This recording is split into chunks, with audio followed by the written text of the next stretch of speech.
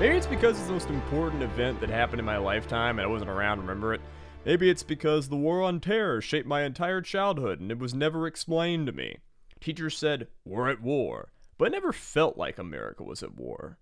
It was always so distant. Iraq, Afghanistan, I couldn't have picked out those places on a map. And yet I knew they hated us for freedom or something. But there was one day where the war was made starkly important. I was in 8th grade, walking down the hallway, when a guy grabbed me by the arm and said, "Did you hear? We killed Osama bin Laden." It was a day of USA chants and euphoria, because the entire mission of the war was finally over. Osama bin Laden had done 9/11, and we had been looking for him, and now he was dead, and the war was over. Back then, I didn't think to ask why Osama bin Laden had done what he'd done. I didn't ask why the war wasn't ending right after his death. And I didn't ask, why did it take the most powerful country in the world so long to get him? Welcome, folks, all, to No One Is Competent, the premier history podcast, comedy podcast dedicated to telling you that all the generals, CEOs, politicians, and great men and women of the world are all awful at their jobs. I am Azalea, joined, as always, by my brilliant partner, Jay. How are we doing today? Doing good, doing good. It's interesting that we have the two of us, have pretty different perspectives on 9/11, given that I'm actually old enough to remember it, albeit only vaguely. As you mentioned, it's the most important event and one of the most important events in our lives. And sometimes kind of just gets boxed away into some little category. People don't really think about what happened afterwards. Yeah, it's like too big to think about in many ways, because even you only have very vague memories of like the culture war sort of fallout and how like the culture shifted afterwards. And I sort of grew up like breathing the air of conservative Georgia war on terror propaganda, and especially after the U.S. pullout of Afghanistan, I've kind of been on a frenzy to learn more about it, to have you teach me about it, and that's led to this podcast series. Now, I say podcast series, obviously this is episode 8 of No One Is Competent. We love people jumping in at any time. Glad you're here. But this episode is a bit of a sequel to our episode on the Soviet-Afghan War.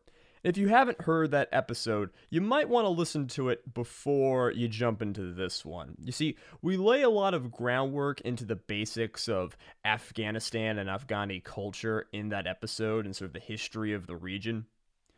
And we're going to jump off into this episode, skipping some of that background info so we can kind of get straight to the hunt for bin Laden. And if you don't know that, things might be a little slippery for you. Yeah. Not required, but just a suggestion. Man, Jay, we worked really hard on that episode, didn't we? Yeah, yes, we did. I think I've actually done more research for that episode than any of the previous ones. Before we jump into things today, I just want to remind you guys that a big way you can give back to this podcast that has no sponsors and no advertising is to tell your friends about it and share us on all sorts of platforms.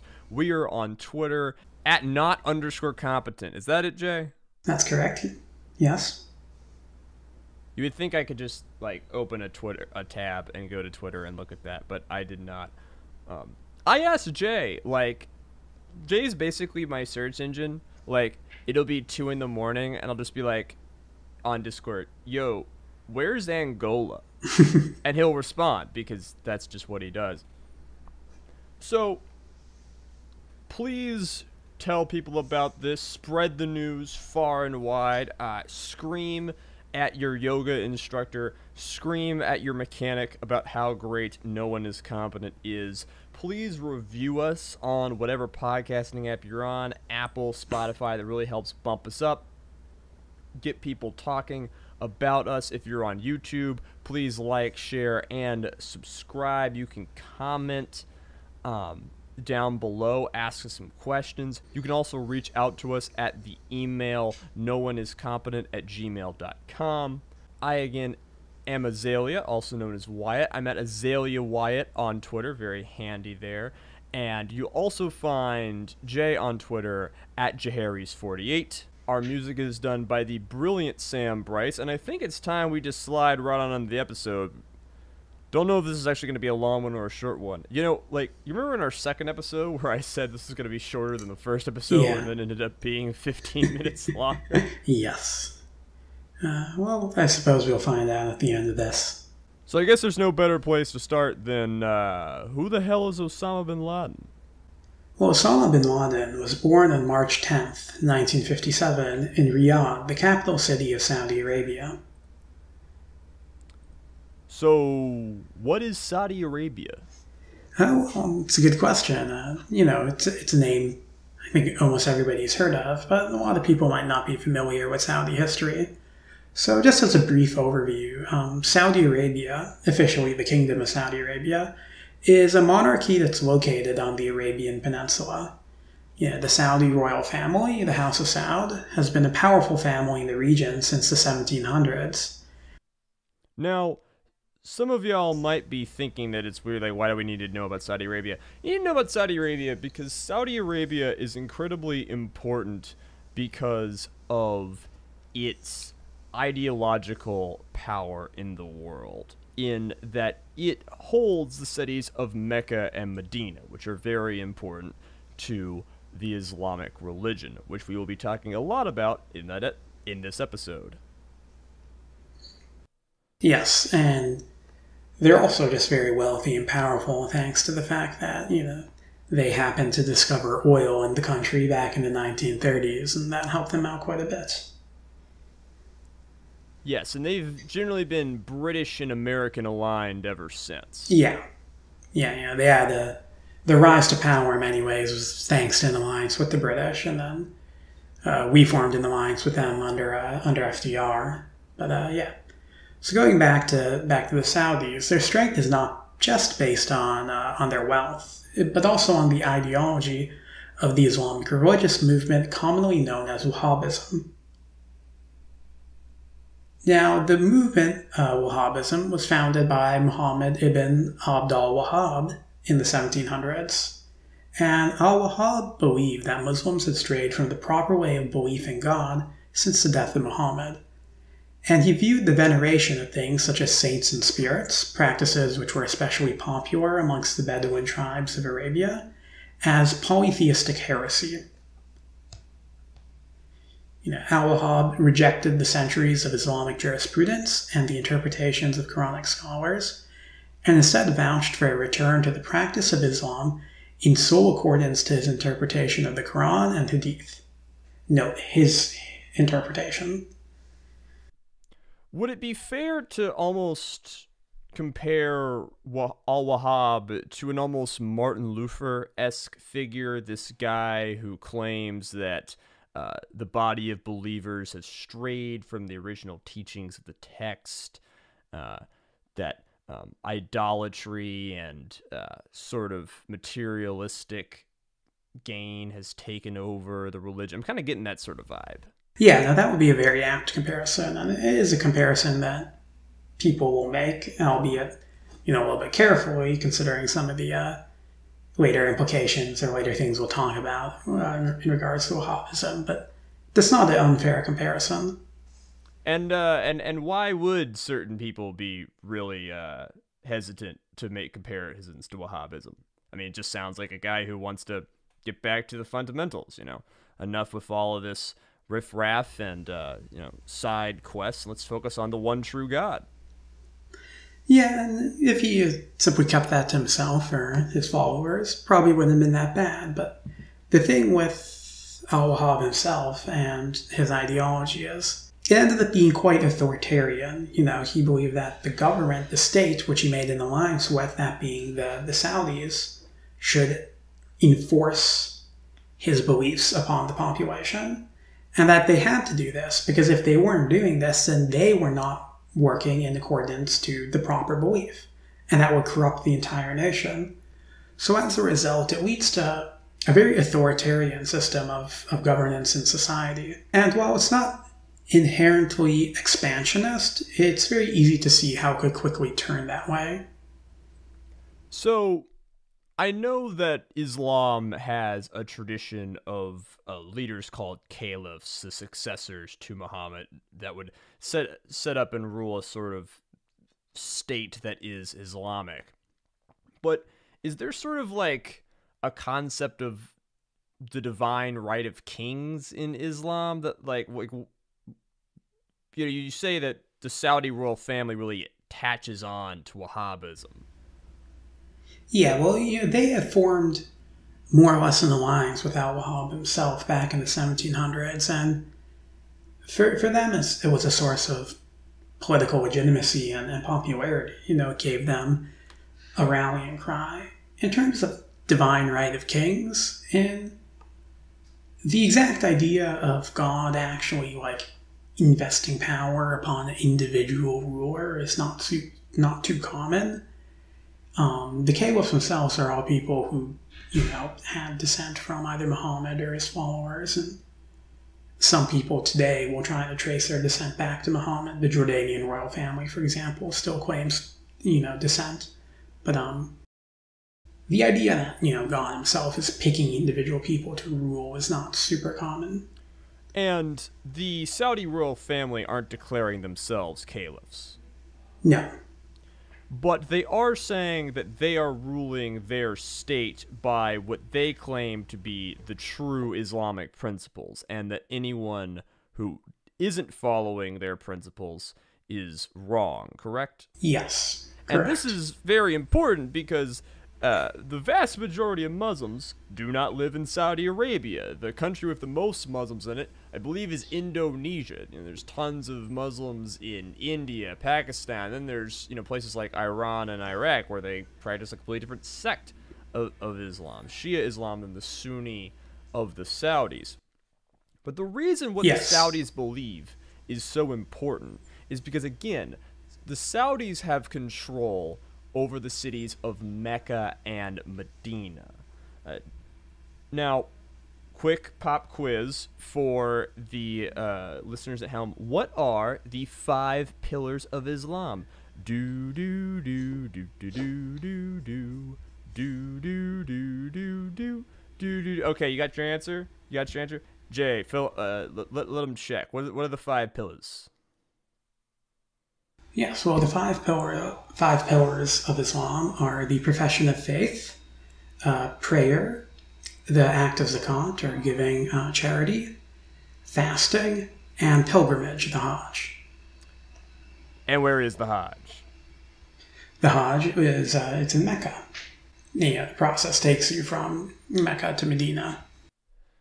And so if every Muslim is, if they're able, supposed to take this pilgrimage once in their life, and you controlled where that pilgrimage is, that would give you a lot of influence over most Muslims. It would, yes. Now, as you mentioned, Saudi wealth and control over the holy cities gives the country a prominent position in the Muslim world. It's hard to discern the true piety of members of the modern Saudi royal family, but the ruling class as a whole does use their religion as a way of maintaining internal order and spreading Saudi influence abroad, mainly through the funding of mosques and Islamic groups around the world. The result of this is that at least a fair portion of the Saudi elite view both non-Wahhabi Muslims and the non-Islamic West as fundamentally heretical, and their wealth provides them the means to act on those views. Like obscene levels of wealth, billions upon billions of dollars, oil money that we cannot even really comprehend. So back to Bin Laden. Bin Laden, he's not a part of the Saudi royal family, right? No. But he is the son of Osama bin Laden, who is the founder and owner of the Saudi bin Laden group. a private conglomerate primarily involved in the construction industry. And it's hard to find exact figures, but one, Mohammed was likely a billionaire by the time of his death in 1967. But also, the bin Laden group is almost ubiquitous in both construction in Saudi Arabia and sometimes the Middle East in general. For example, they're the main contractor for the Jeddah Tower, which is slated to become the world's tallest building when it's finally completed. Jay, you want to take any bets on what the occupancy for the Jeddah Tower is going to be when it opens? 30% maybe, 20, optimistically. 23, 37. Because, like, the Burj Khalifa, like, no one's in there, right? It's, like, not even 30, it's not even 50% occupied. Something like that. So, I'm putting together, let's just do a timeline here. Muhammad dies in, so 67. So bin Laden only knew his dad for 10 years. Yes. And gets a rather large inheritance from him when he dies. Very important, put a pin in it. The first thing you need to know about bin Laden is that he's a Muslim from what he sees as the seat of Muslim power. The second thing you need to know is that this guy is billionaire for much of his existence in life. He is a billionaire. He is richer than you will ever be. He is richer than every member of your family will ever be put together for 17 generations into the future. Yeah, or at the very least, he's in the hundreds of millions in terms of his wealth. Yeah. I mean, at a certain point, it kind of becomes, who gives a shit? Jay. We're going to run into a pod. So the big difference between me and Jay is that, like, we haven't talked about our background so much of this podcast, but I write novels for fun and hopefully eventually professionally. I've written 3 of them. I like storytelling. It's probably pretty obvious. But that's my background, is on entertaining people with narrative.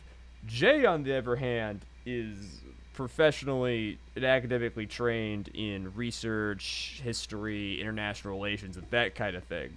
So, one kind of tension between the two of us that comes up occasionally is, like, I will attempt to tell a great story, an emotional narrative, whereas Jay will hold on to my ankles and bop me over the head, trying to get me to conform to what's, like, true and shit. And, like, I don't know. See, but some people are probably going to whine if we get, like, a single detail about, like, how somebody laced their shoes wrong. They're going to leave, like, a... I guess that'll be one of, like, the big sort of, we've made it points, is when we get on our, like, YouTube comment section, like, a multi-paragraph log screed about an incredibly minor detail that we messed up and how, silly we are for doing wrong. And then we just delete the comment and block them. What? No. No.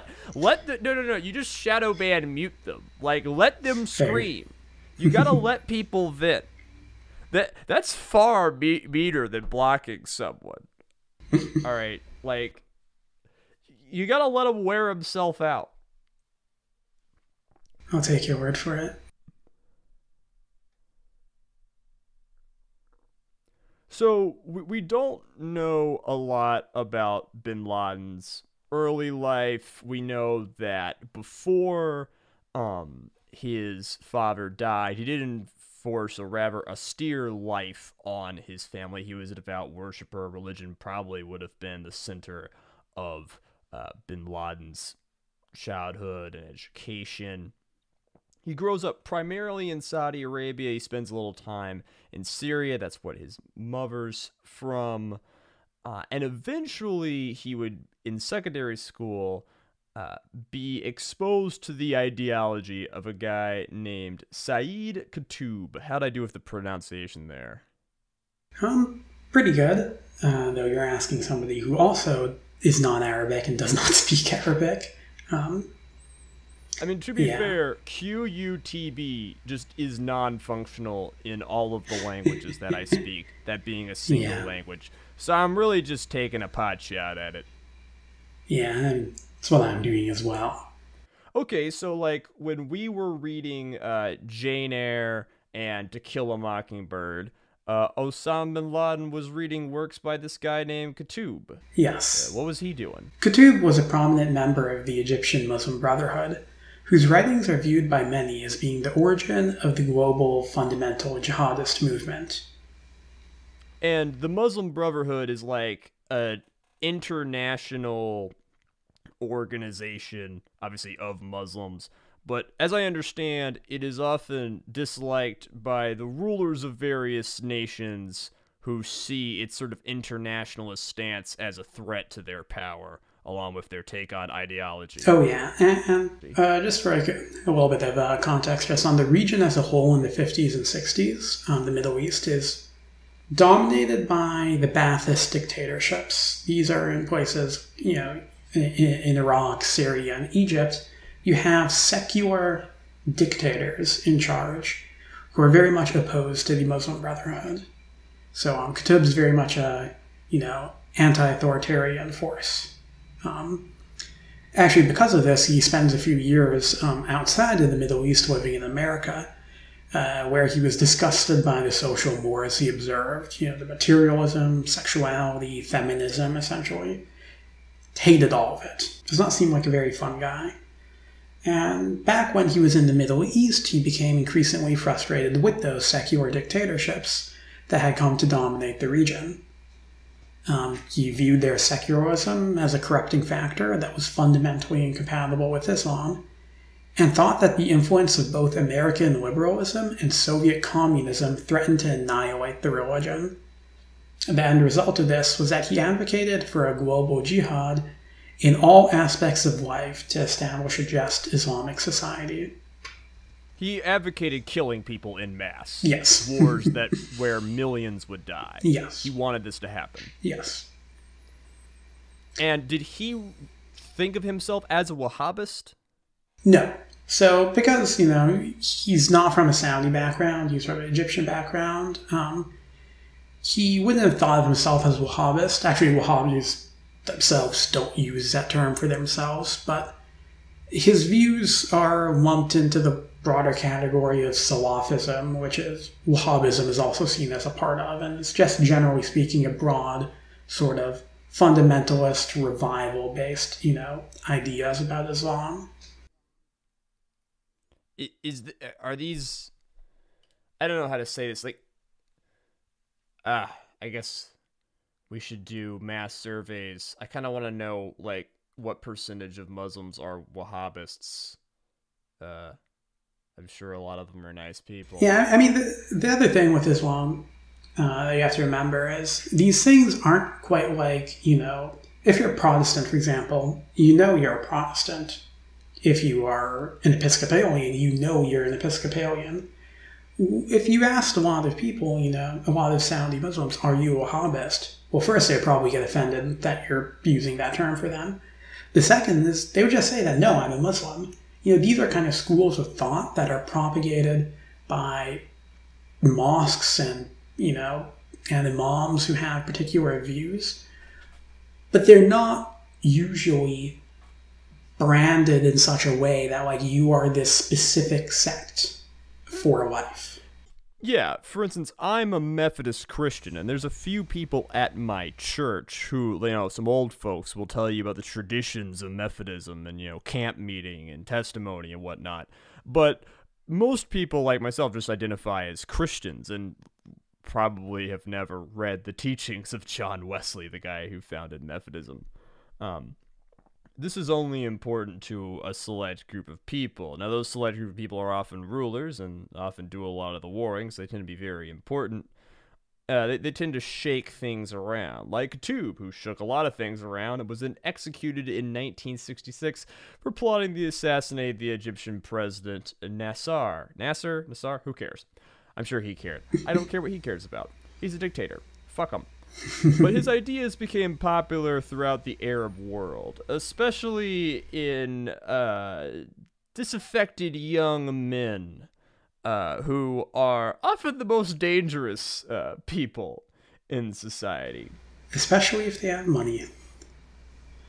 Especially if they have, like, over $30 million, which is what Osama inherits as soon as he becomes an adult. And he also is the subsidiary.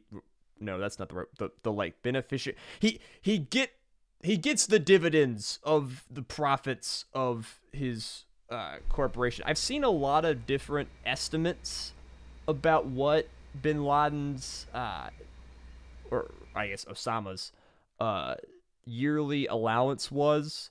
The figure I've seen the most is 17 million by the time he got cut off was his, like, Yeah. just money he got just for existing every year. Yeah. He never, like, ran the company, did he? No, he didn't.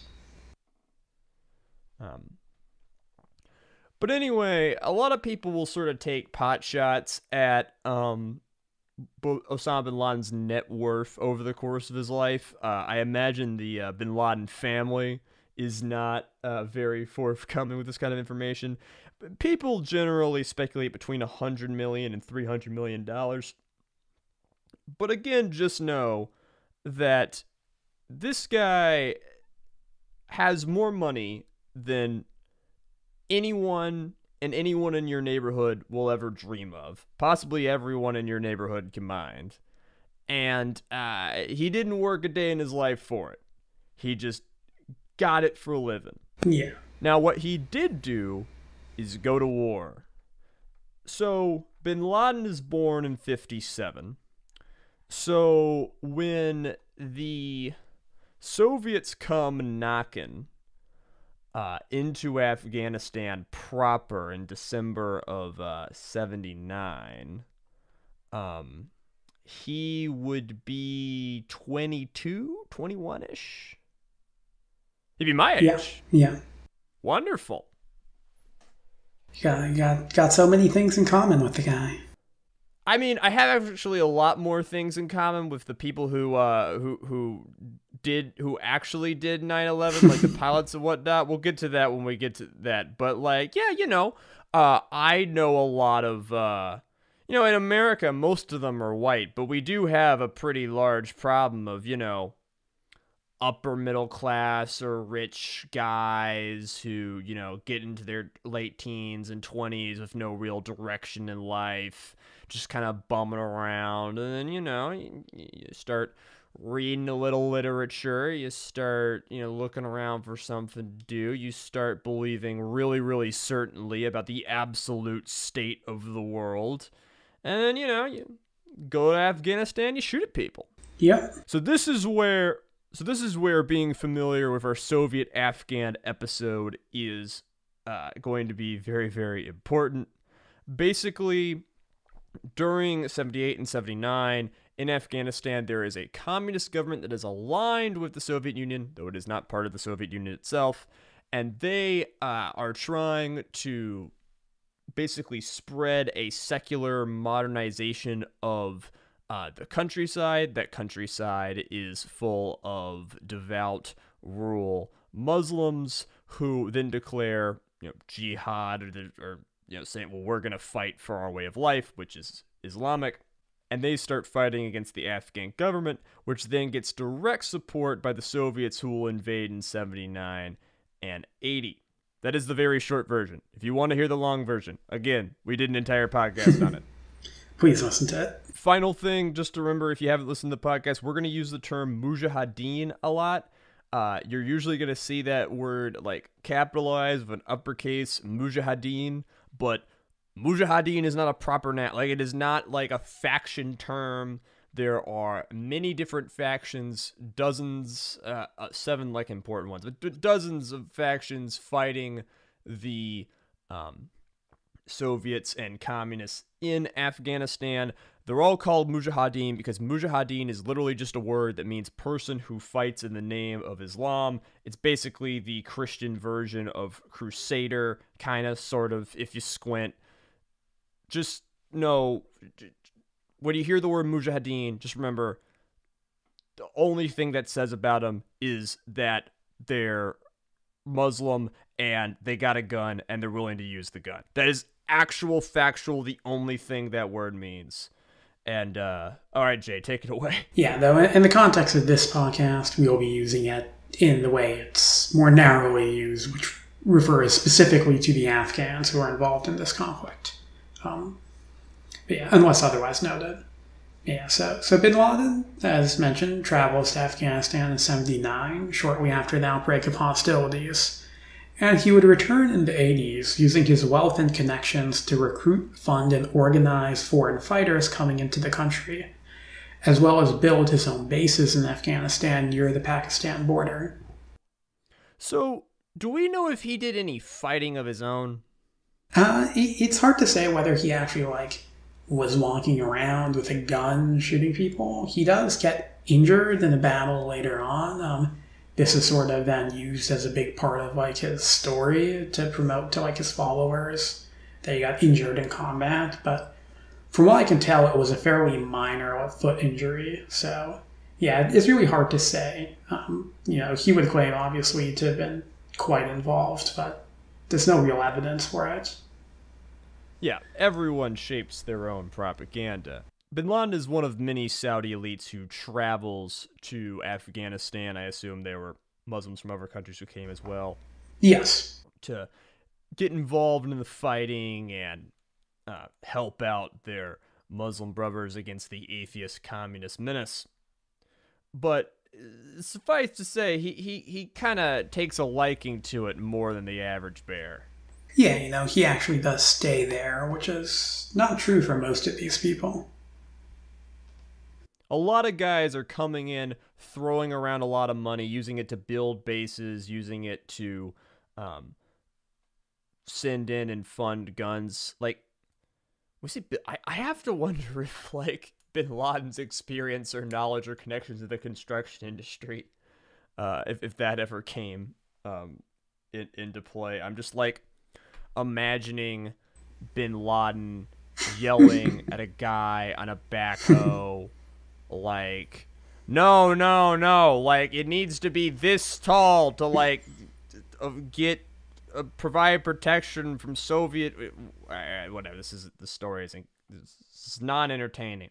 Jay, what's the next bullet point? So yeah, when he was in the country, he would end up frequently butting heads with the Afghan mujahideen. They saw the jihad as mainly a defensive local issue, expelling the Soviets, whereas bin Laden increasingly viewed the conflict as just one part of the global jihad. The mujahideen also thought that foreign fighters should be integrated under Afghan commanders, something that bin Laden and his Arab supporters viewed as demeaning. Why so? Well, a lot of it just comes down to racism, essentially, a sense of superiority that came with the fact that, they were the ones with all the money and Muhammad himself was an Arab, and that is sort of leads to this idea, the Arabs are better than other non-Arab Muslims, even though that won't be an official part of his ideology. But bin Laden's racism was well documented. Yeah, and throughout his career, he would pretty much entirely surround himself with Arab followers, and making the core of his operation almost entirely Arab. You gotta remember, most of the mujahideen fighting the Soviets are people whose villages do tons of subsistence farming, goat herding, and this guy is a multi-millionaire. Yeah. Fighting right next to them. And of course they don't even speak the same language. There's gonna be some culture shock and tension there. Yeah, he was not a very important military commander in the grand scheme of things. But he was wealthier than probably any of the warlords individually. Now, what fighting he did oversee did give him a taste for combat, and he was exposed to military training and thought for the first time in his life, mostly through retired military officers from other Arab countries who came to join the fight. Bin Laden himself, we haven't talked about the military before because he was not a part of the military. This is really when he kind of figures that out. When we did our Soviet-Afghan War episode, we talked about one of the downfalls of the Soviet activity in the area was Operation Cyclone, which was a effort from the U.S. to funnel money, training, and especially weapons into Afghanistan to allow the Mujahideen to fight back more effectively. Remember, most of this was done through the intermediary of Pakistan, who was responsible for the vast majority of arms distribution and training. It's kind of like how if the United States was the engineer, then Pakistan is the contractor or the foreman, like actually on the ground doing things. But it is objectively true that there was a period of time where people funded by, who were ideologically aligned with, who were funded by, trained by the United States, were fighting alongside Osama bin Laden, where you could say, somewhat fairly, that bin Laden and the United States were on the same side. And there's a lot of people, especially on the left, who will claim that the U.S. funded bin Laden, that we gave him money, that we partnered with him. And because that is such a reasonable idea based on the proximity and based on they were both fighting the Soviets, I kind of wanted to take some time, Jay, if you could sort of say, is there any direct link of the U.S. paying or working directly with Osama bin Laden? Yeah, there is no direct evidence for any connection between the U.S. government and bin Laden or any sort of funding from the U.S. to bin Laden. There's never any evidence of any U.S. officials or officers meeting with the guy? No. Yeah, most of his funding came from himself and his wealthy associates. He was not particularly reliant on outside sources. Yeah. So, again, one of the reasons that bin Laden was allowed into the party in Afghanistan is that he was the guy footing the bill. So he doesn't really need to be associating with another group, the Americans, footing the bill. Based on his ideology, I really doubt he'd like to associate with them. We'll get into that in a little bit. But, it's probably true that at some point, maybe during a battle, you have guys using machine guns that bin Laden gave them next to guys using Stinger missiles that the Americans gave them. Oh yeah, they're all on the same team, so to speak. Yeah, Operation Cyclone was a massive endeavor of tons of different bank accounts. The Americans made it incredibly difficult to trace any of the money, and they routed it through many subsidiaries. Again, most of it through Pakistan itself, and shredded and buried tons of documents. So it's all incredibly murky. But that's essentially the extent of bin Laden's connection to the American government at this time. Though it is worth remembering that the Mujahideen in Afghanistan were like a cause celeb of Americans at the time, and were generally thought of in very positive terms. Now, Afghanistan would be the place where bin Laden would eventually found the organization he's most known for, and that, of course, being Al-Qaeda. Al-Qaeda, which is generally translated into English as the base, was founded in August 1988 by bin Laden, as well as Ayman al-Zawahiri, a prominent Egyptian who became a very close associate of bin Laden in Afghanistan, and their supporters. Fun fact, one of the most prominent white nationalist terrorist organizations based out of Georgia is also called The Base, and I'm sure they were totally aware of that connection when they chose that name. I hope so.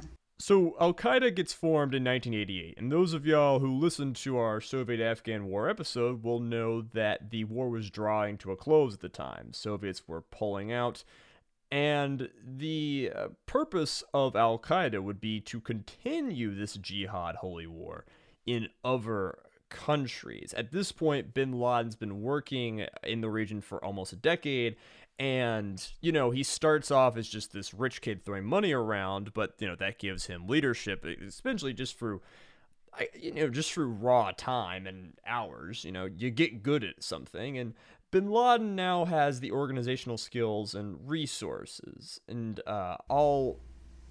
Zawahiri, Close enough. he's more of the experienced terrorist, though bin Laden is heading the organization. Remember, the Afghan people were mostly just trying to fight for their freedoms to live the way they wanted to live, whereas for bin Laden, this is a never-ending holy war that he's going to dedicate the rest of his life to. Now, this is also when bin Laden really started to turn his attention towards America, motivated by the presence of American troops in Saudi Arabia following the first Gulf War. That's 91, right? Yes, and bin Laden himself had actually offered his services in fighting the Iraqis to the Saudi king, basically saying that, hey, I beat the Soviets, even though he didn't really. Other people did. I can handle the Iraqis much better than the Americans can.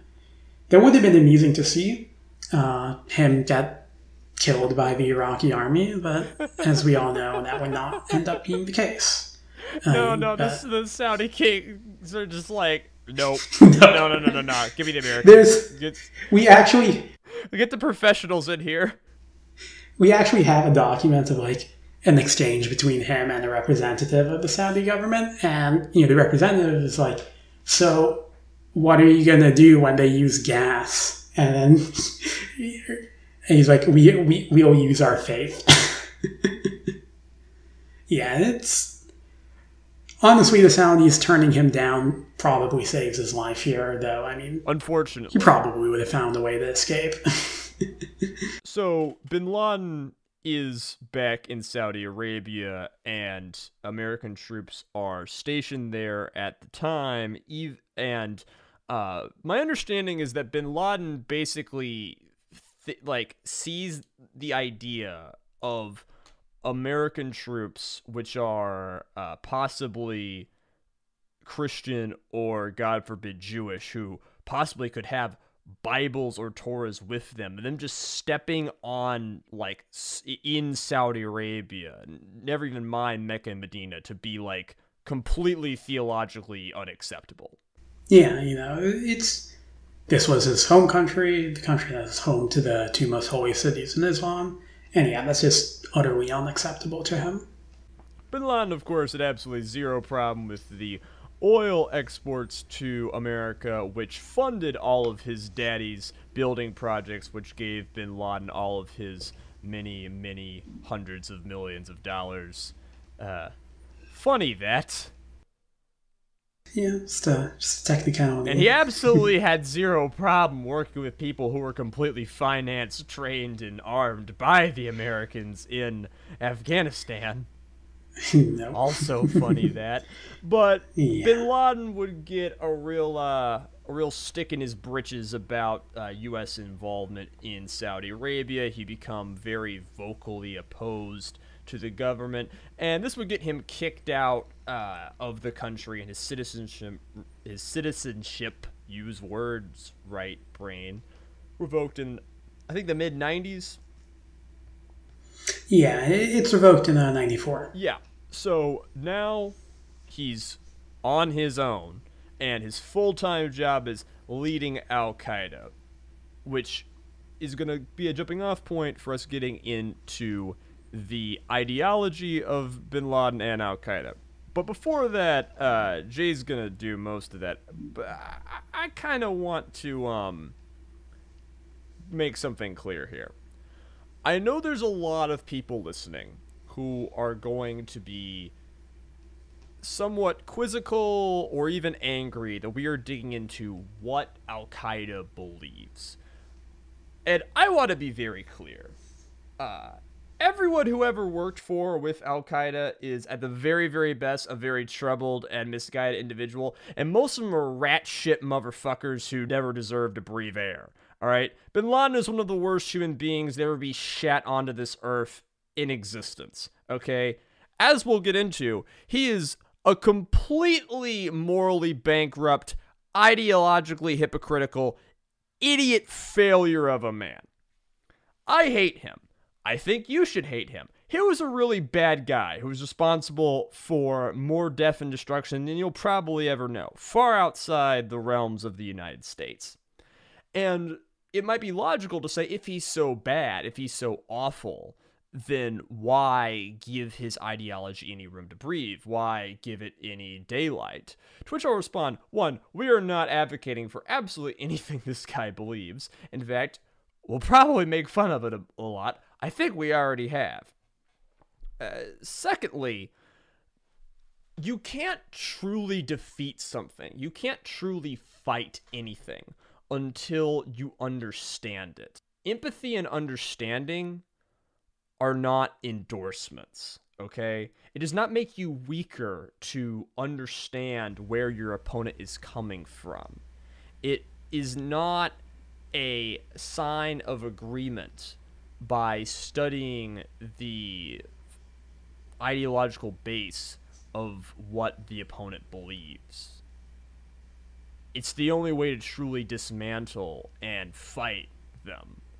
And also, it's like really, really interesting, and this guy spent like quite a lot of time thinking about it. It's like he hated us so much, guys. Like, it really burned his biscuits. And like, I don't know about you, Jake, I'm kind of curious as to why. Yeah, it's certainly a very interesting thing, especially when you consider his background of somebody who could totally just live a regular life of obscene wealth and comfort. Yeah, Bin Laden, like, could have just, like, moved anywhere in the world that would take him, bought giant mansions and filled them with hookers and just done that for the rest of his existence. He chose to bum it in Afghanistan with a bunch of people that he found disgusting and fund bombings. Yeah. So we've already talked about the ideology that motivated that. A Wahhabist religious backgrounds combined with the aggressive beliefs of Qutb. Remember, Qutb's idea was that the Western world is completely incompatible with Islam. Like, if the Western world is around, Islam will be eroded and eventually defeated.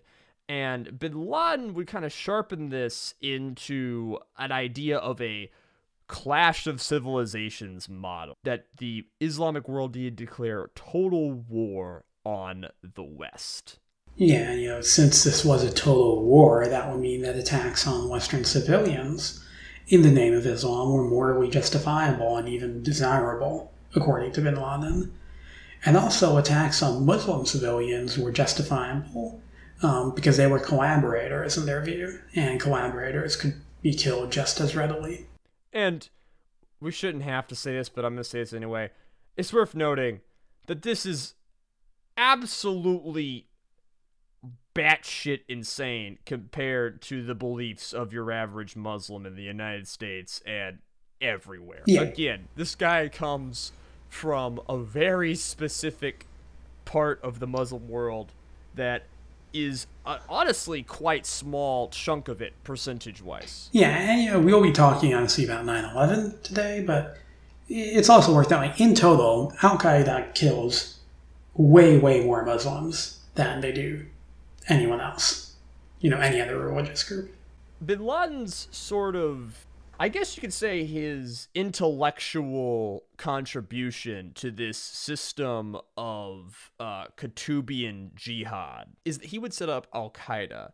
And Al-Qaeda would kind of become the McDonald's of terrorism. Basically, if you agreed with Bin Laden's ideology, and you were in a country that he wasn't, and you had some guys, and, you sent a letter proving you're, like, Wahhabist Qutubian street cred, and you wanted to say you were part of Al-Qaeda, he would be like, yes, I now dub you the Al-Qaeda of Libya or Yugoslavia or Sudan or wherever. This is going to enable a quickly global network. We're going to talk about a lot of bin Laden's attacks, and you'll notice that they're over a quite large geographic spread because he's going to get followers all throughout the Muslim world. This ideology is often going to be, quite, got to keep it on the down low. It's going to be probably officially forbidden, but you can't stop people from passing cassette tapes around. Yeah.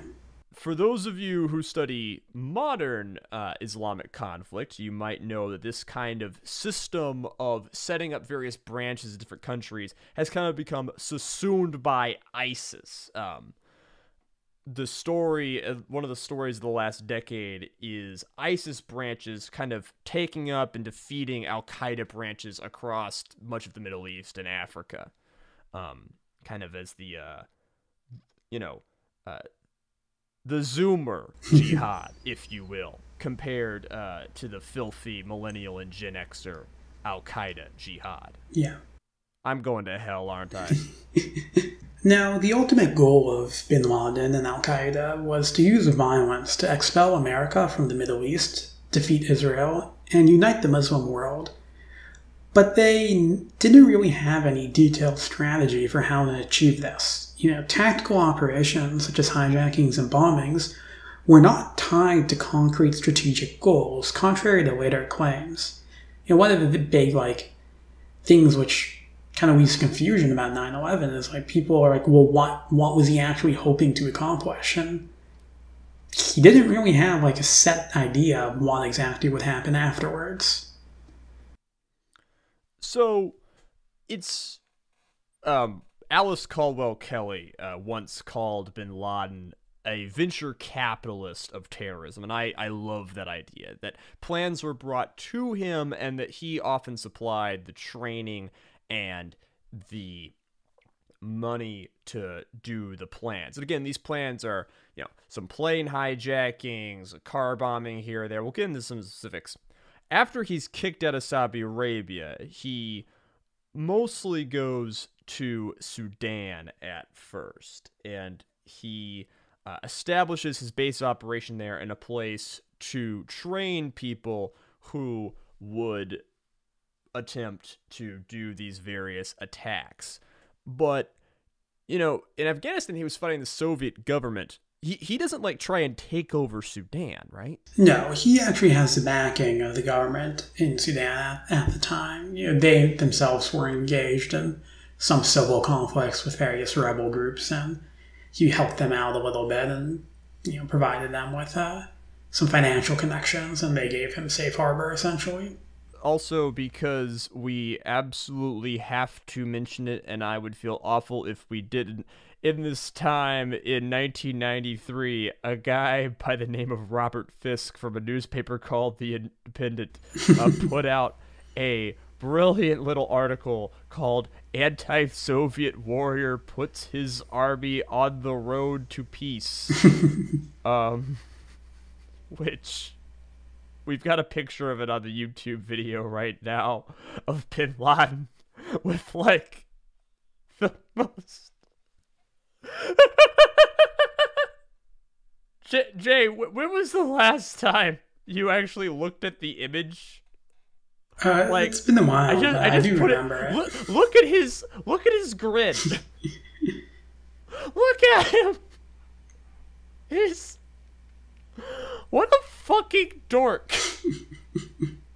Not one of the prouder moments in the history of The Independent as a newspaper.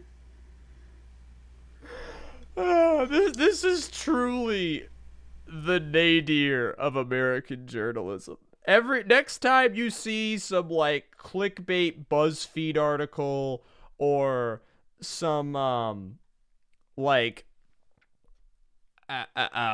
Washington Post puff piece for a far right leader, just remember, anti-Soviet warrior puts his army on the road to peace. I'm actually reading a Business Insider Australia article about this. With his high cheekbones, narrow eyes, and long brown robe, Mr. bin Laden looks every inch the mountain warrior of Mujahideen legend. Yeah. The guy who grew up in, like, comfort in Saudi Arabia is a hardcore Afghan mountain warrior. He's talking about, oh, look, this guy used to be shooting at people, and now he's building roads in Sudan with his construction knowledge. It's all with cheekbones, isn't it?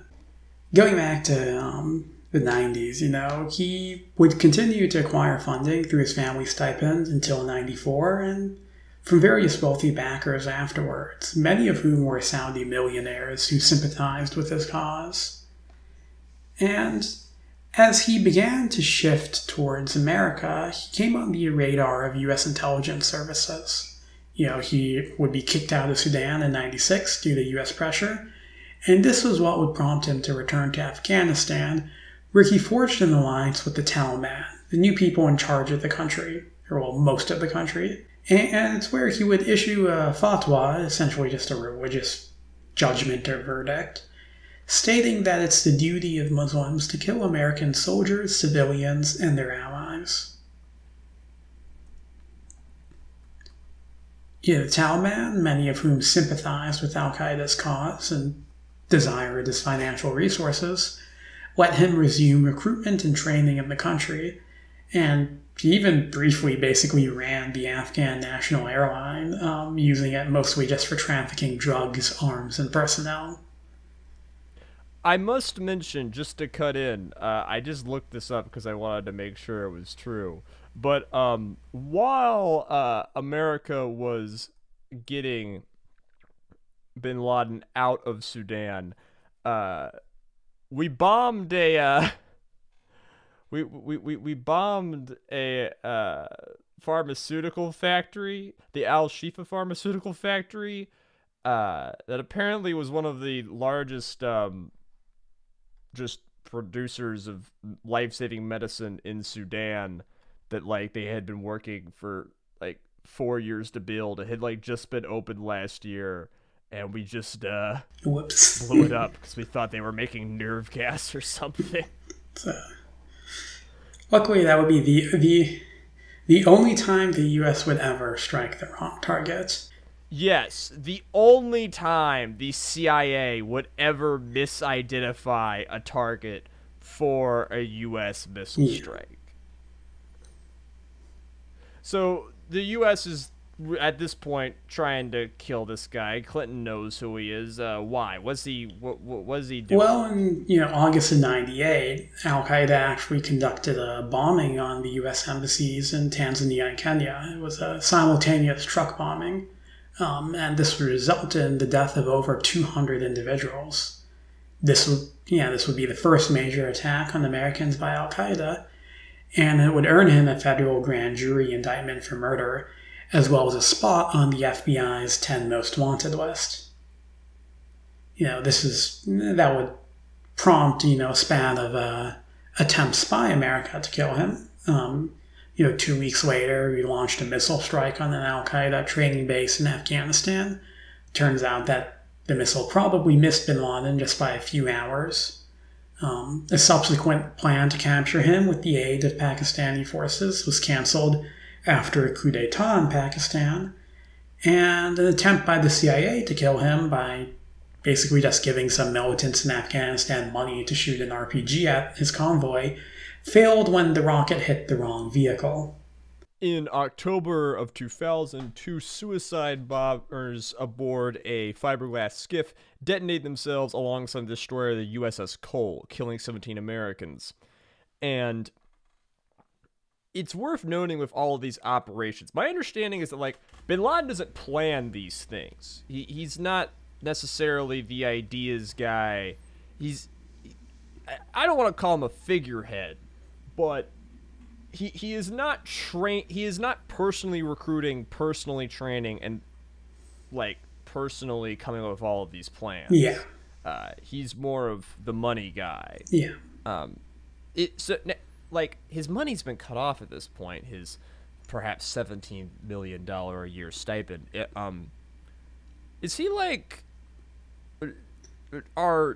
he still knows people in Saudi Arabia. He wasn't one of the only guys getting red pilled on Katoobism. Yeah, he's still getting funding from his friends in Saudi Arabia. It's likely that through, shell companies and whatever, he still probably had at least shares and business interests elsewhere in the Middle East. And he's also kind of running a part of the opium trade out of Afghanistan, essentially. So he's getting money through a few different ways. All right, shifting focus now. At the start of spring 2001, American intelligence services began receiving warnings from informants and foreign agencies that Al Qaeda is planning a massive attack on U.S. soil. Egyptian intelligence warns the United States that Al Qaeda had terrorists that had engaged in flight training. And warnings also came from Britain, Italy, Israel, Jordan, and Malaysia. And by summer of 2001, crumbs of information began flowing into the offices of the FBI, CIA, and other agencies, including the aforementioned intelligence provided by foreign nations. Most of that is what the CIA got, along with some reports of unusual activity in American flight schools. This is what the FBI is looking at. A July memo from the FBI office in Phoenix advised headquarters to look into suspicious activity in flight schools. But this information was neither acted on nor shared with the CIA and the White House. Later, when the U.S. government starts looking into how 9/11 could have been averted, a lot of the focus is going to go into intelligence agencies not communicating well with each other and not sharing information. It is objectively true that all of the alphabet soup agencies absolutely hate talking to each other and collaborating at all. For example, in the 80s, where, like, say in Nicaragua, you have CIA-backed drug smugglers getting shot at by DEA-backed militants, but I don't know if that exactly happened in Nicaragua. That was just an example. Something similar happened in Syria a few years ago, where you had, skirmishes between CIA-backed militia and ones backed by the Department of Defense. Oh, so you're telling me even after the U.S. intelligence restructuring after 9/11, this and creating the NSA out of whole cloth as a new agency to trample the rights of Americans' privacy, this still happens? From time to time, yes. Wonderful. Yeah. By late summer, CIA Director George Tenet was convinced that a major attack was imminent. FBI reports had finally begun to reach the CIA. And on August 6th, the CIA briefing titled "Bin Laden Determined to Strike in the U.S." was given to President Bush, a warning of a potential attack that may include hijacking. However, the specifics were still vague, and many believed that the attack would be on U.S. facilities in foreign nations, or involve hijacking in order to barter for the release of prisoners, that being a pretty standard hijacking tactic. Yeah, for me, the most damning thing is that, like, several of the guys who flew the planes into their targets received training in the U.S. and were identified as suspicious at those training facilities. Yeah. And the FBI didn't warn airports about them or anything. Yeah. So, Jay, just in your personal private opinion, do you think they could have stopped this? I think if you make a string of things that went wrong, so to speak, you correct those mistakes, I think it's possible. I also think that, it is true to say that, we don't know how many reports of suspicious activity the FBI gets every year that turn out to be completely, red herrings. And it is easy after the fact to say, oh, well, you knew about this guy beforehand, why didn't you act on it? Well, if they acted on every single lead they got, I imagine that, the FBI would be knocking on doors all the time. That being said, there are enough incidents. I mean, they even arrested one of the hijackers in training, Zacharias, in August.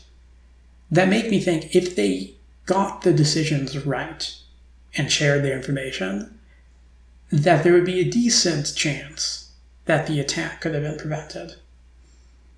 Or at least severely, less of it. Maybe if interrogating Zacharias, he would have broke. I go back and forth. Obviously, this is called No One Is Competent, and I am not a fan of the FBI and the CIA, and I am definitely in the mind to make them look as incompetent and awful at their job as possible. But, if they had the power to know about this attack and stop it, it would indicate an ability of the CIA that the implications of which would be Orwellian and nightmarish, right? Yeah, and some of the reasons why they don't is because the system we have of, rights and civil liberties is still somewhat intact. They wanted to search Zacharias' computer, but because they weren't actually, they didn't arrest him for being suspicious, that's not a crime, they could only arrest him for a visa violation, and they didn't get approval to search his computer. And it might be hard to say this, but especially considering what would happen to surveillance and privacy rights after 9/11, I think a lot of them made the right call at certain times. Yeah. There are other failings on 9/11 that are a lot more damning we're about to get into. So y'all know what happened on September the 11th. 4 U.S. airliners are hijacked by al-Qaeda militants. 2 of them are crashed into the Twin Towers of the World Trade Center. 1 of them hits the Pentagon in Washington, D.C. And a 4th one is shot out of the air by orders of Dick Cheney. Just like to make it known that I do not endorse the latter theory. Azalea is the only 9/11 truther here. Did you have to watch the Flight 93 I've never seen that movie. Propaganda I've never seen that. No, as a kid? Actually, I've never watched it. Were those not out when you were in middle school? I don't think so. I mean, I certainly hope it happened that way. I mean, listen, 9/11 truthorism used to be incredibly mainstream in America, It was even so mainstream that there was a massive amount of Americans, even some very important Americans, who thought that Saddam Hussein was involved in it. And, I hear they did a lot of... They really acted on that information. Yeah, they carried out that lead to its logical conclusion.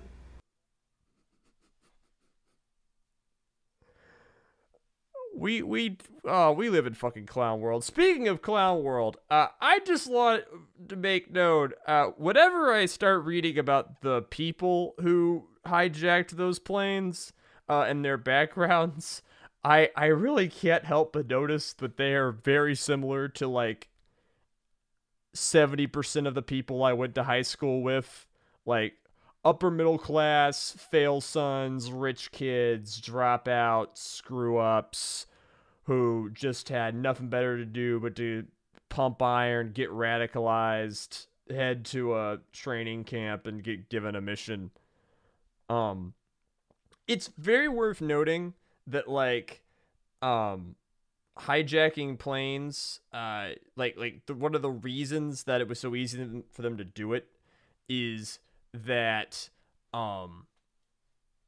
you used to hijack planes in the 70s. You could go to an airport and look at all the flights to all the places, but secretly those were all flights to Havana if you wanted them to be. It was, if someone hijacked a plane, it's I'm gonna get held ransom and it's just gonna be a whole thing. But no one had ever flown one of these things into a tower before. My understanding is that bin Laden and al-Qaeda leaders were kind of inspired by the first World Trade Center bombing in 93 that killed a few people. Yeah. But Yeah, no one had ever really thought to be like, plane is weapon. Well, besides the Japanese, but that is not, should not be seen as an ideologically No. continuity. It's a matter for a different time. Different podcast. Yeah. Also, the thing that stops another 9/11 from happening is the fact that the crew of every plane is now behind a near impenetrable reinforced door, and is also probably armed, and also like people know that you can fly a plane in a building now and equate hijackings with a life or death situation, which it seems that most of the people on these flights did not. So there will probably never be another 9/11 terrorist attack, and every single airport security precaution that will ever be made to go through will not be responsible for stopping one, and to our knowledge have never stopped one, and are not keeping you safe, and are massively draining the taxpayer dollars that are taken out of your paycheck forcibly every single month. So just think about that next time you're being molested by airport security. So, Bin Laden, he does 9/11. Now, it's worth noting that he actually did deny responsibility for the attacks, though intelligence quickly linked them to Al-Qaeda's core members and ultimately to Bin Laden himself. He at the least knew of and approved of the plan, though he probably had a minimal role in organizing it. What would happen after 9/11 is that the US would be basically pushed into a state of national fervor. Fear of further attacks, combined with a desire for vengeance and justice, just permeated the mindset of the entire country. We really cannot comprehend how just the national psychosis that overtook the nation. Like, famously, you've got everyone from Trey Parker and Matt Stone at South Park to the folks behind the West Wing making programming addressing the events of 9/11. You have an entire genre of country music emerging that would essentially salt the earth of the music scene for like 15 years at least. My favorite example of this kind of thing is this graphic. I always thought it was from the New York Times. I've got it up on the YouTube video. It might not be, but of Bin Laden's mountain fortress. Oh yeah, that's actually, I think it comes from the Telegraph or another British paper originally, but yeah, I love that so much. Yeah, it always amazes me how much the Brits were also like, I mean, internationally there was an outpouring of support after 9/11. There's the famous Parisian newspaper headline, "Nous sommes tous Américains," we are all Americans. Like, tons of international support for the war in Afghanistan we're about to jump into, but like... The literal James Bond villain. These guys really think that hydroelectric power is being generated from mountain streams. Yes. Yeah, it was like, it's a literal like James Bond villain complex, and it's nothing like what actually existed. But I just love that graphic so much. A system of ventilation ducts brings air into the caves and provides alternate exits. Every day, just every damn day, just inject it into my fucking veins. The first half of the aughts was truly the history restarting. After it ended was certainly a time to be alive and culturally aware.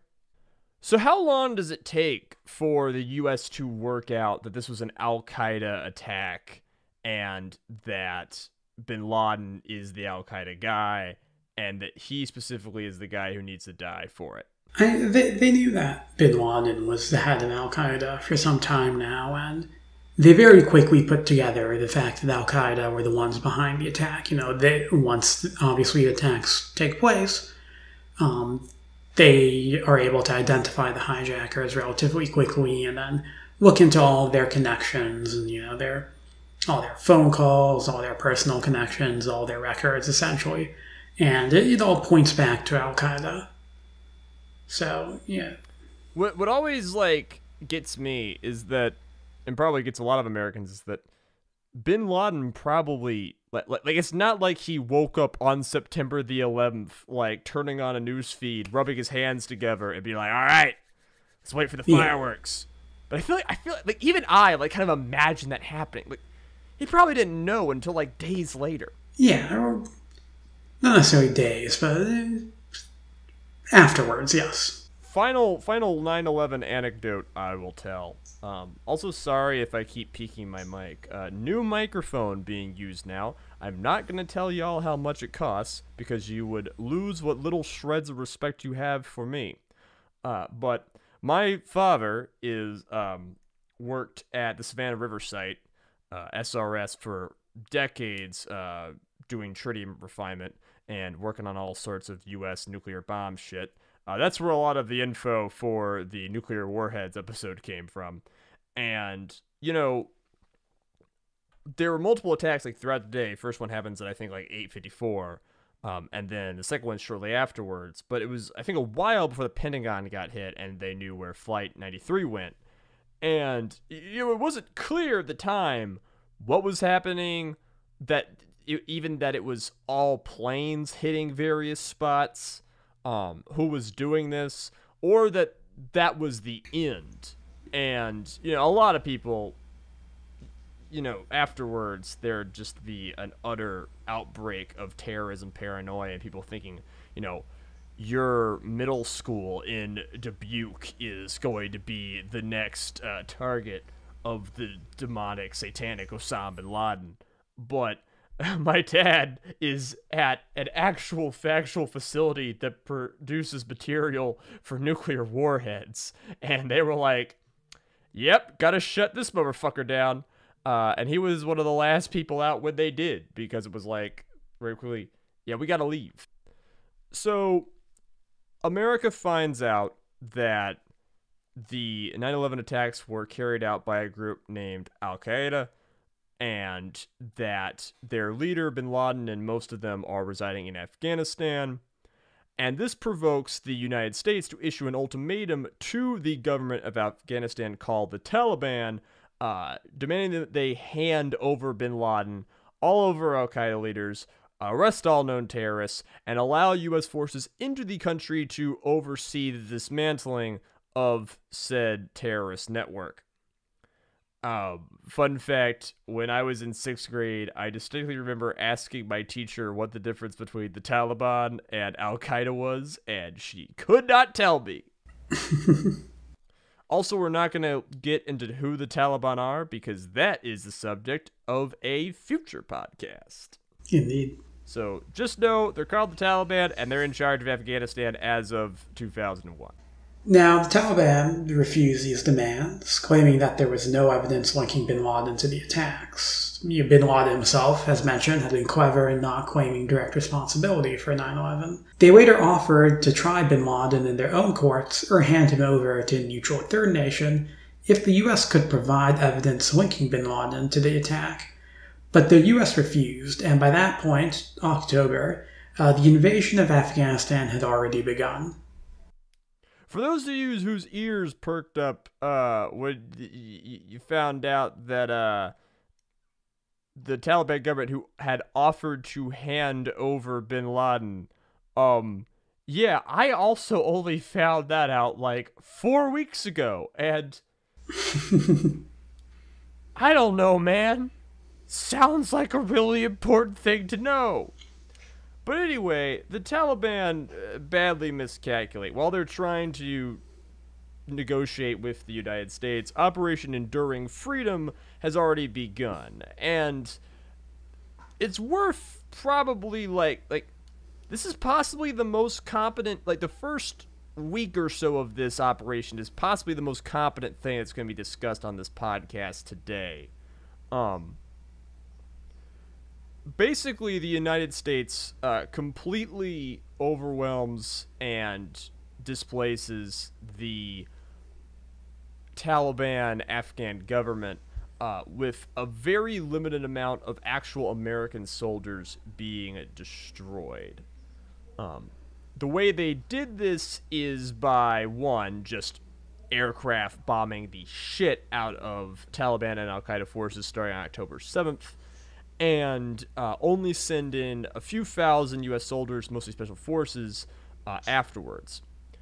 They entered in the north because the Taliban hadn't actually secured the northern part of the country, which was being controlled by a group cleverly named the Northern Alliance.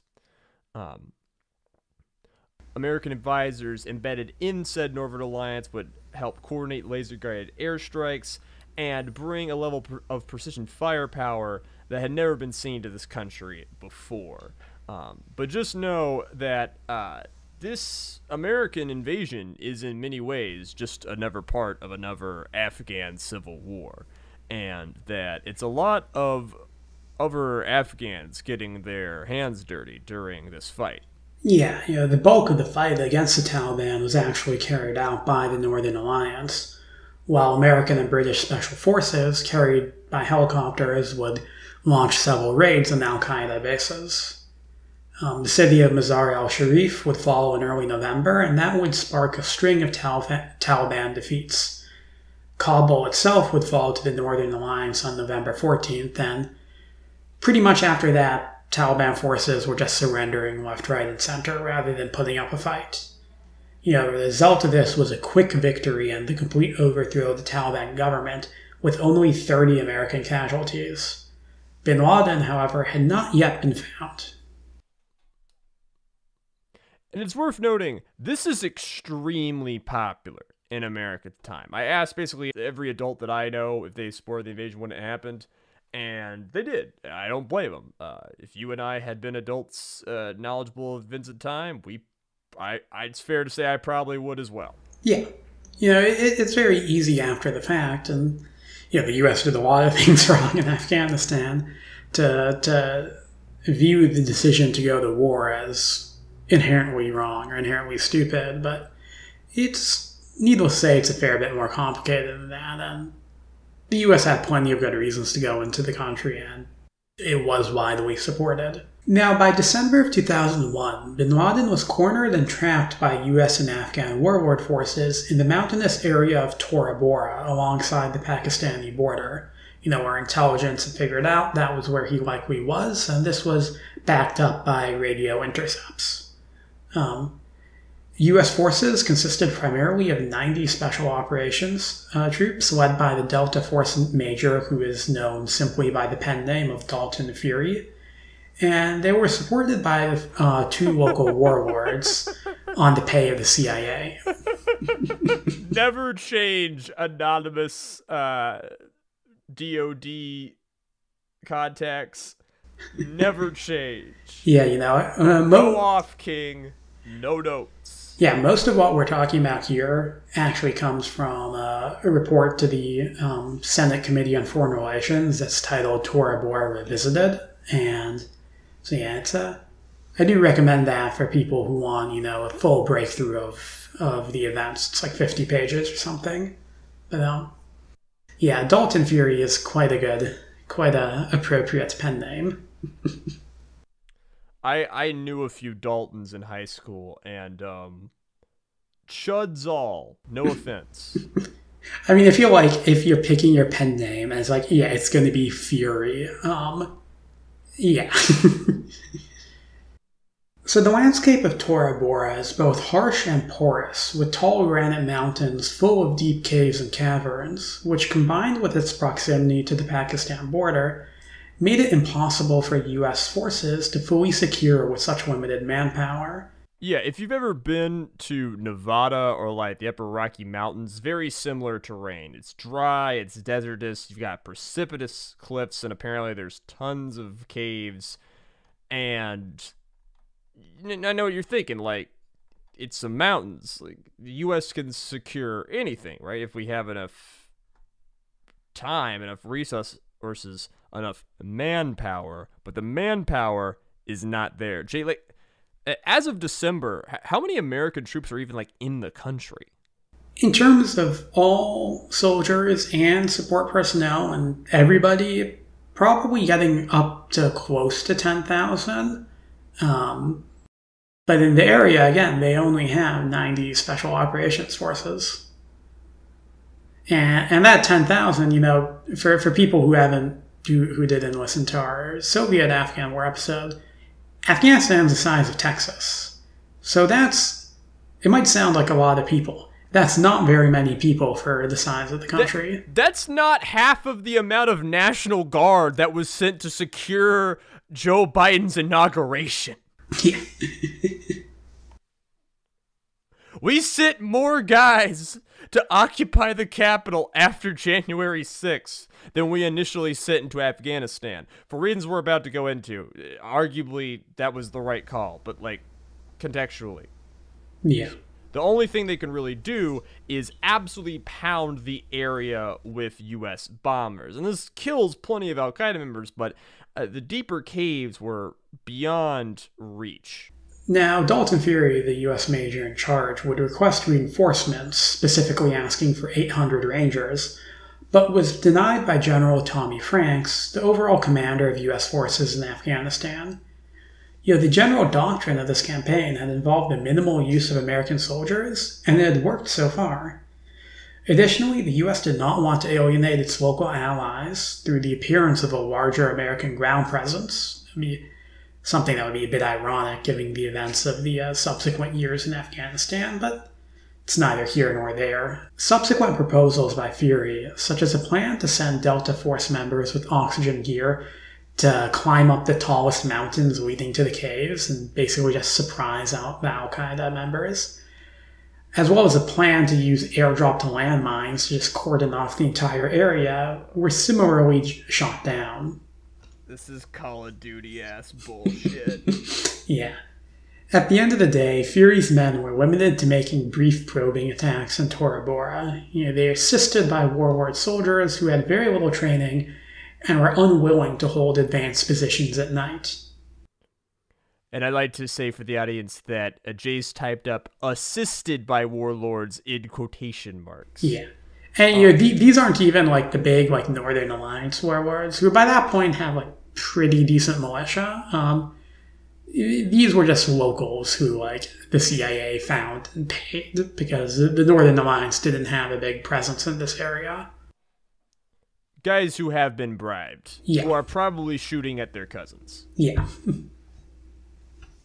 So, the surviving Al-Qaeda members use a series of ruses to escape Tora Bora. Lower-ranking members contacted the Americans through one of the warlords, stating they planned on mutinying, surrendering, and turning over bin Laden, and they needed a ceasefire to carry out their plans. This is a complete diversion. Dozens of Al-Qaeda members end up escaping during said ceasefire, but bin Laden's not one of them. This just goes to show, though, that these warlords the Americans are working with are completely unreliable and really should not be trusted with anything. Yeah. On December 14th, as Delta Force troops began a new push into Tora Bora, they were suddenly met by very weak resistance. This Delta Force is only a few hundred guys, right? It's 90. 90 guys. Yeah. God bless them. By the 17th, they had reached the main caves, but had only captured around 20 low-ranking fighters, and they found the main area abandoned. It was later determined that bin Laden and a small group of his followers had fled the area the day prior. Making his way to the Pakistani border, most likely with the assistance of soldiers from those warlord armies who had been under Al-Qaeda pay.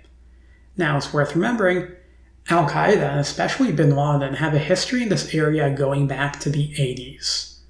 Bin Laden's wealth, combined with the relative poverty of the region, allowed him to easily keep thousands of Afghans and Pakistanis on his payroll. So, if you assemble any force of men from this area, you're probably going to have some Al-Qaeda informants amongst them. By or before December the 14th, bin Laden had escaped Tora Bora. And for the next 10 years, the U.S. would maintain an overt and covert search for the guy. Reports and rumors that his whereabouts would trickle into the press. He's in Iran, Indonesia, the Philippines.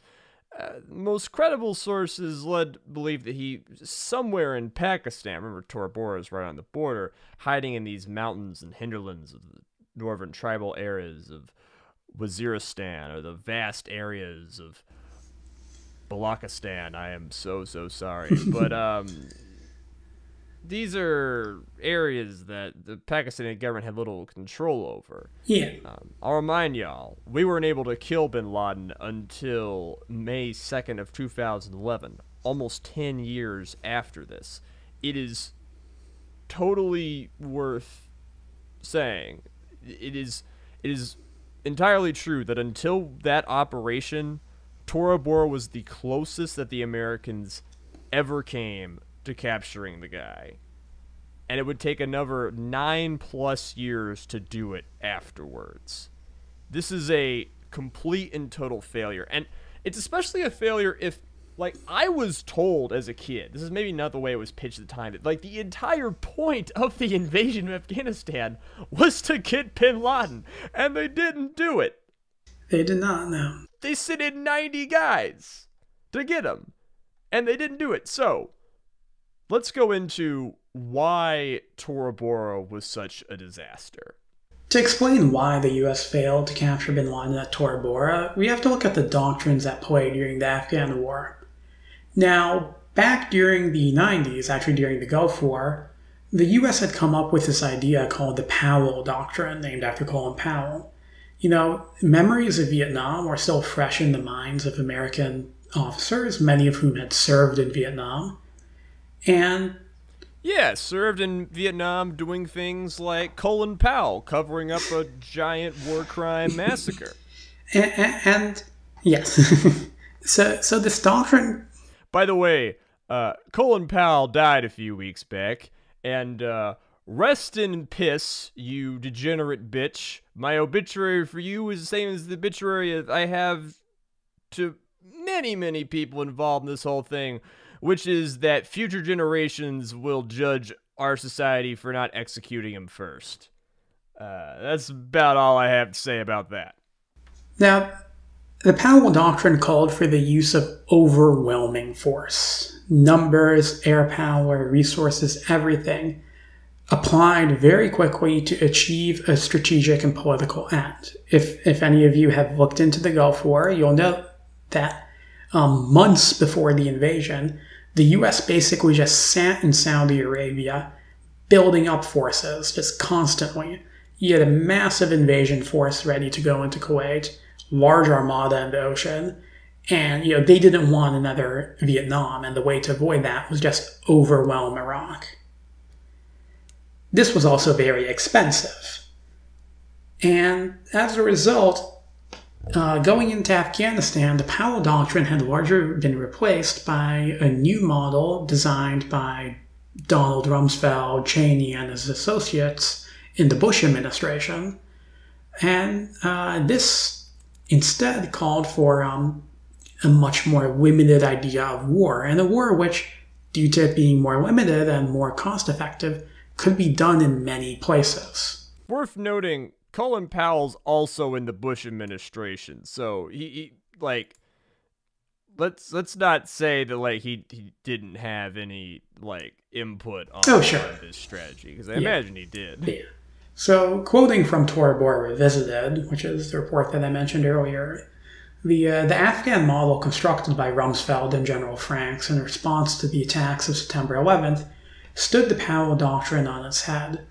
This new template was designed to deliver a swift and economical knockout blow through air power and the limited application of troops on the ground.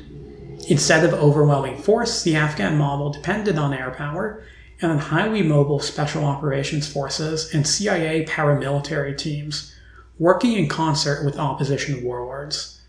It was designed as unconventional warfare led by indigenous forces, and Franks put a ceiling of 10,000 on the number of U.S. troops in Afghanistan. Despite the valor of the limited American troops, the doctrine failed to achieve its most concrete political goals, the elimination of al-Qaeda and the Taliban. So in short, it's a really good strategy if you want to topple a government, but very bad if you want to ensure the capture of individual people. Yeah. This would be made worse because General Franks, the guy who was supposed to be supervising all this, his full attention was not just on Tora Bora. Apparently, even as that battle is ongoing, Franks and his aides have been tasked by Donald Rumsfeld with using their experience in Afghanistan to help formulate options for a war in Iraq. Afghanistan is not secured, and Rummy's just like, hey, you think we can do that in Iraq? You think we can do that in Iraq, buddy? Had Major Fury been given the reinforcements he requested, it is incredibly likely that bin Laden had been captured or killed in December 2001, and I just want you to imagine that scenario. I'm not saying that the entire U.S. occupation of Afghanistan would have still gone down. I'm not saying it wouldn't have ended any less disastrously, but it certainly could have. And it easily could have happened. That timeline exists. That timeline exists so often throughout the multiverse. And it's just ash. Yeah. So, once again, the CIA would demonstrate complete and total incompetence in finding bin Laden afterwards. Again, this is like a region.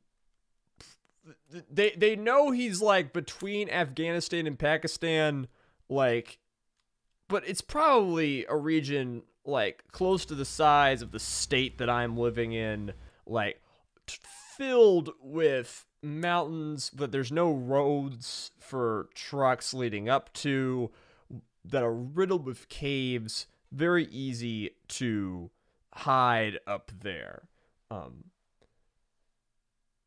You could say, well, the CIA, they're not omnipotent, to which I will respond, well, they certainly request the funding to be so. So, yeah, really fucking bad at their jobs.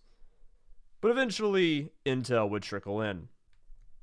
Acting on that intelligence, on May 2nd, 2011, U.S. forces in Afghanistan launched a raid on a compound in Abbottabad, Pakistan. Navy SEAL soldiers, carried into the country on helicopters, cleared a compound, killing Osama bin Laden and 4 of his associates. Bin Laden's body was eventually taken to the carrier USS Carl Vinson, where it was identified and subsequently dumped at sea.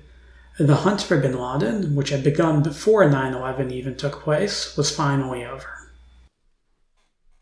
We don't have to tell you that in this compound was also secured numerous media, such as various nature documentaries, about 100 episodes of Tom and Jerry, a bunch of Naruto Shippuden that was probably for his son, and several episodes of the hentai Bible Black, and similar materials.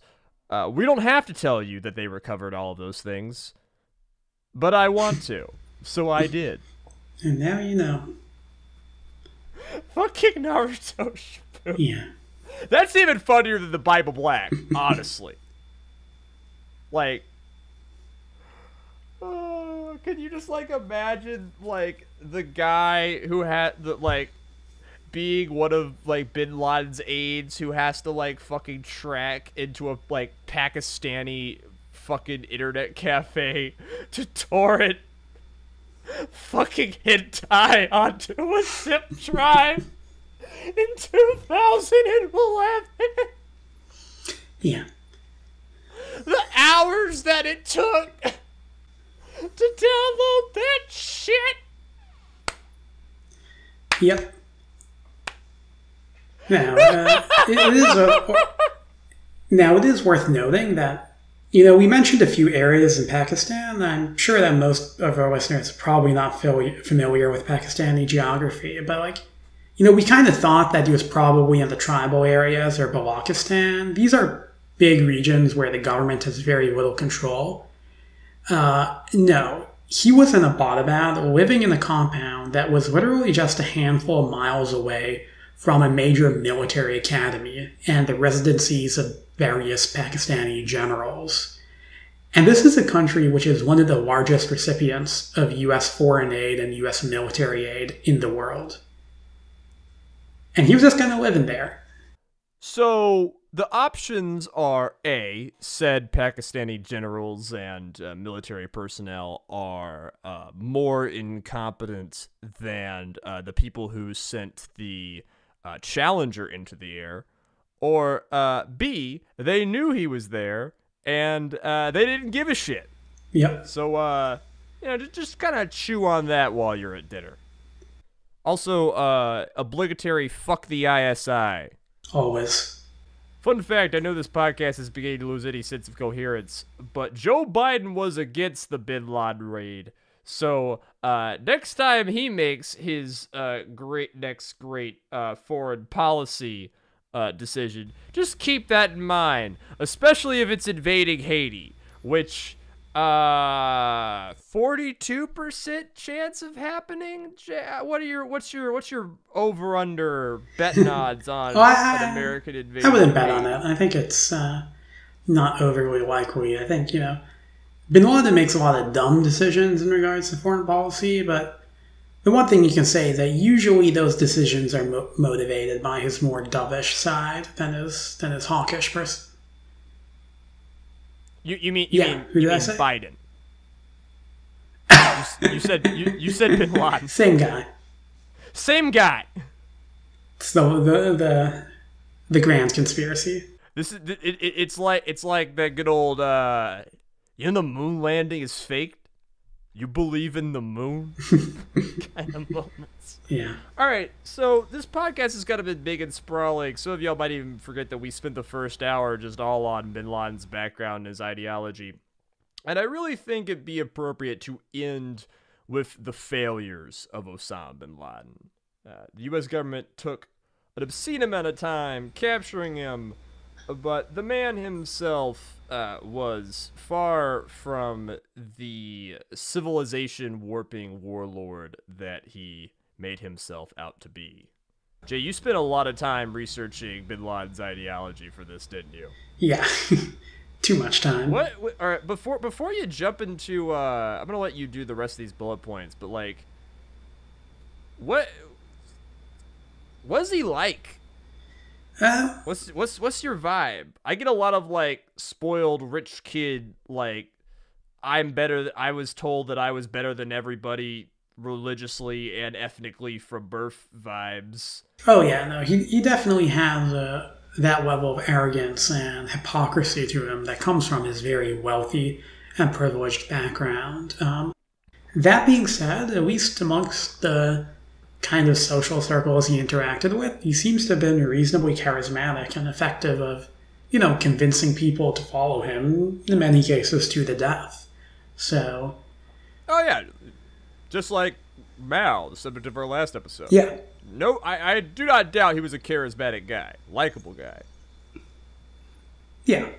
At least if you fit the right kind of profile for somebody who would fall into his, social sphere. Or that someone that he would deign to talk to. Yes. Because for most of y'all listening, the answer is no. Because again, an incredibly bigoted guy. Yeah. Now, Bin Laden's story is ultimately one of failure. It's become somewhat fashionable after the fact to say that Bin Laden won, that his goal was not to defeat the U.S. himself, but instead to draw the U.S. into a series of Middle Eastern conflicts that would last for years and galvanize the entire Muslim world against America. The problem is there's no direct evidence that this was at all his plan. It's really something he just says after the fact. By the way, I believe this. This is like a very common like leftist anarchist talking point. I believe this, which is why I get Jay to do much of the research for this podcast. You don't want Wyatt doing that research. It's not a good plan. Yeah. Yeah, indeed, Al-Qaeda's fight against America in the 90s and early 2000s is characterized by a lack of strategic thinking. Acts of terrorism were meant to bring about outcomes, But how exactly they were to bring about those outcomes was left mostly unexplained. Yeah, like, how the heck does blowing up the USS Cole partially, like, further any of his goals? Does it make anyone flock to his banner? Does it make the U.S. government collapse? It's just a thing they did because they wanted to do it in many ways. Yeah. On the one hand, America is now beginning a reorientation away from the Middle East. This is, though, caused more by the rise of China as our primary strategic threat than it is by events in the Middle East itself. The region itself is still deeply divided, far from being unified into some sort of grand anti-American coalition. A power is divided up amongst several powerful nations. Saudi Arabia, if anything, has become more secular under the current crown prince, and relations between Israel, the hated enemy of al-Qaeda, and the Gulf Arab states have actually thawed in recent years. And the most significant resistance to America in the Middle East comes at the behest of Iran and its Shia Muslim allies, not al-Qaeda or the Sunni militant groups it inspired. And while al-Qaeda lives on in places such as Yemen and in several African nations, the scope of its operations have become far more local, with the franchises embroiled in near wars and almost entirely abandoning the idea of some sort of grand war against America. In other words, bin Laden's dreams seem no more realistic now than they did at the start of the millennium. Final question that I have to ask, and this is more of like a free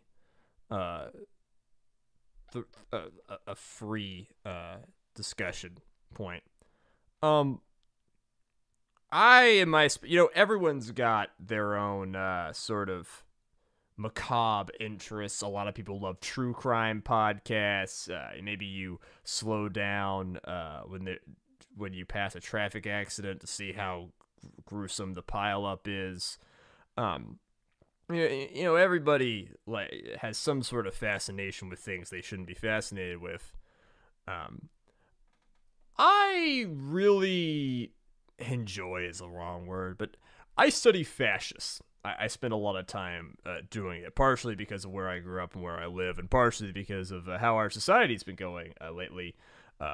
QAnon, the base,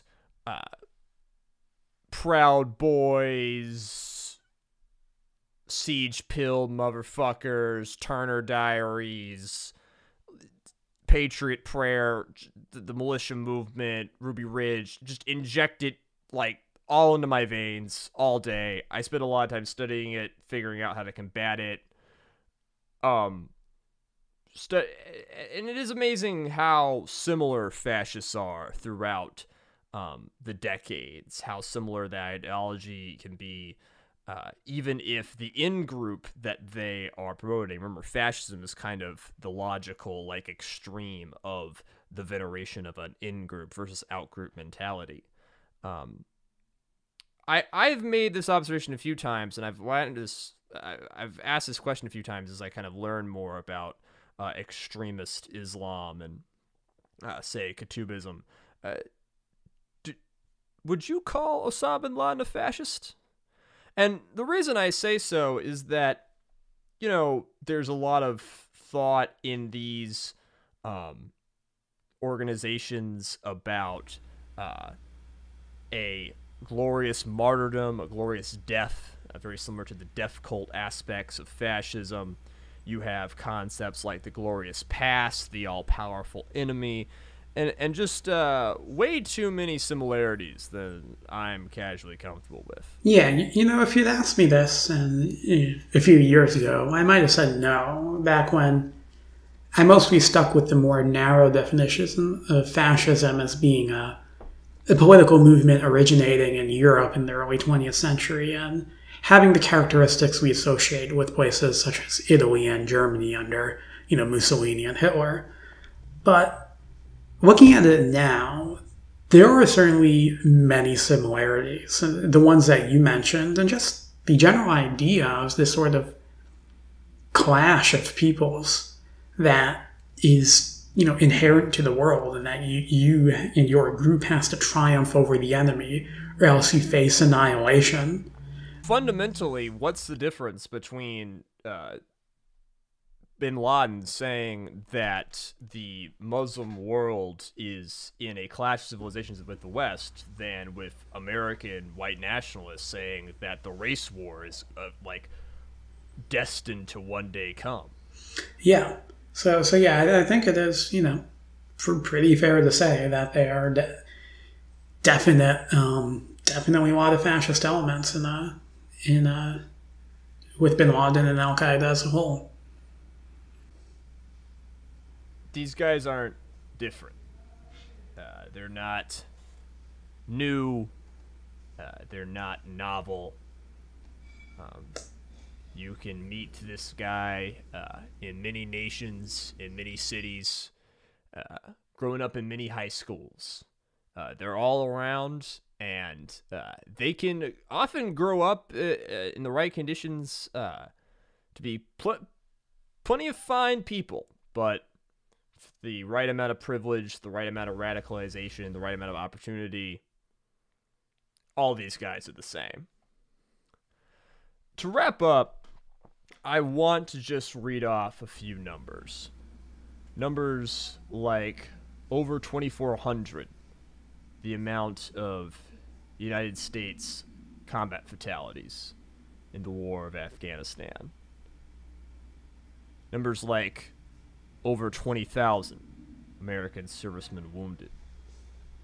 Numbers like well over 65,000 Afghan military and police killed.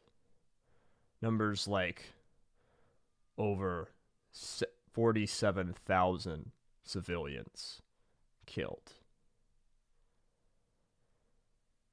Conservative numbers links the war from 2001 to 2021 to well over 171,000 deaths. And again, those are conservative numbers. Imagine how many of those could have been avoided if it weren't for hasty tactics and barely tested theory. Imagine how many could be avoided if the U.S. government had simply allowed the Taliban to hand over bin Laden as they had sworn to do.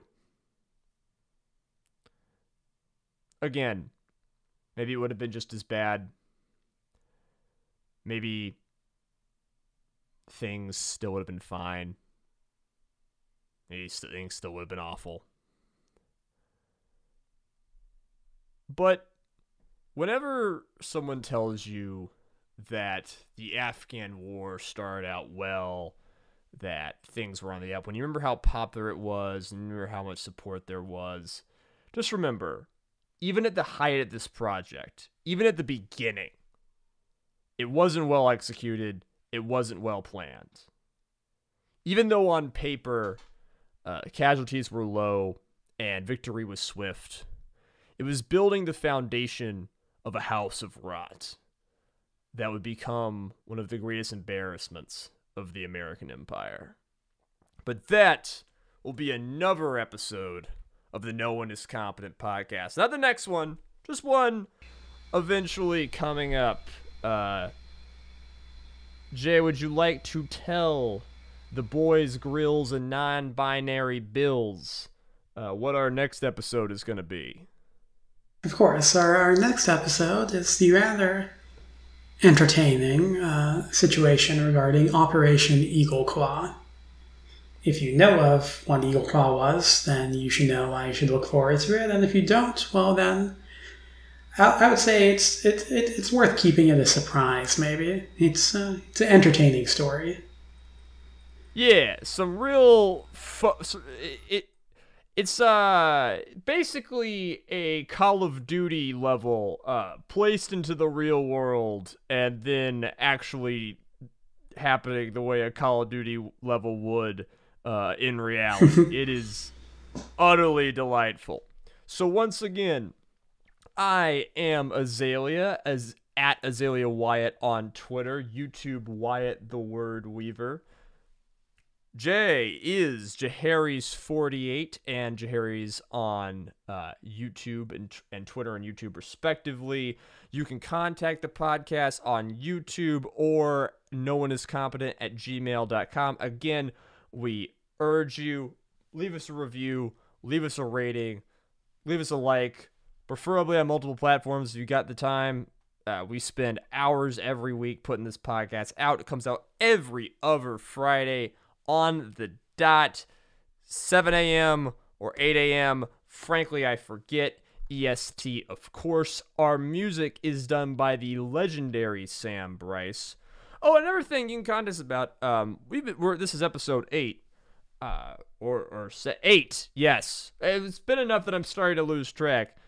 We have a bunch of the next episodes slotted in and planned, but as you can see, we've covered a very broad subject matter here so far. It's going to get even more eclectic as we move on, I assure you. But we would love to hear requests. What would you guys like to hear? Which podcast episode has been your favorite? That information will let us know what we should be serving y'all as far as content. Or at least I'd be curious to hear. Jay, you got anything to say before we send off the people? No, that's about it. Sounds good. All right. Well, that's Jay. I'm Azalea. Y'all be good, folks.